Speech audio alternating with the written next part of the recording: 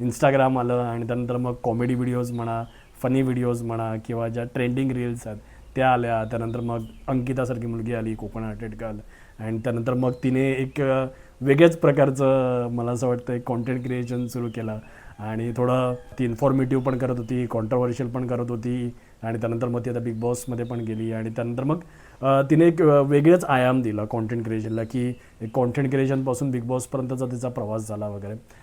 So असे वेगवेगळे प्रवास झाले. आणि त्यानंतर मग म्हणजे मी ज्यांना बघत होतो की आता ऑरेंज ज्यूस गँग आहे, तर त्याच्यामध्ये नील आहे, फोकस इंडियन आहे, तर ती पण मराठीच मुलं आहे, तर ती कॉमेडी रील्स करायची ज्यावेळी लॉकडाऊन वगैरे लागले होते त्यावेळी, आणि त्यावेळी ती अचानक एकदम पुढे आली. ओके, सो त्याच्यामध्ये कुठे ना कुठेतरी भाडीपाचा पण हात आहे सारंग साठे सरांचा, कारण त्यांच्याकडे असताना मोठ्या प्रमाणात मला वाटतं कॉन्टेंट क्रिएशन कसं असावं याचे संस्कार त्यांच्यावरती झाले असतील.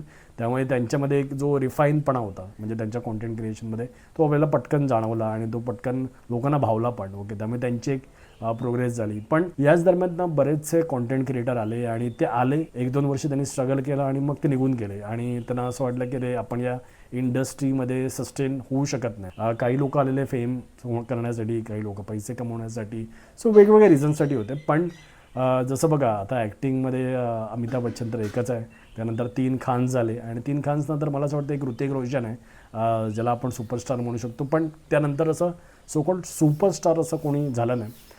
तसंच काहीचं म्हणजे कॉन्टेंट क्रिएशनचं फील्ड पण आहे, म्हणजे याच्यामध्ये जसं सक्सेस लोकांना दिसतं ओके, पण याच्यामध्ये फेल्युअर रेट पण मोठ्या प्रमाणात आहे. कितीतरी लोक कितीतरी वर्ष स्ट्रगल करत आहेत पण त्यांना एक सर्टन लेवल गाठताच येत नाही. ओके, म्हणजे 10,000, 50,000, 1 लाख फॉलोअर्सची वगैरे, आणि त्याच्यामुळे त्यांना खूप ते डाऊन पण फील करतात. अरे काय आम्ही एवढे एफर्ट टाकले पण आमचं काय होतच नाही. अरे ते म्हणतात की अरे त्याने हे केलं त्याच्यामुळे त्यात तो सक्सेसफुल झाला, त्याने ते केलं त्याच्यामुळे तो सक्सेसफुल झाला.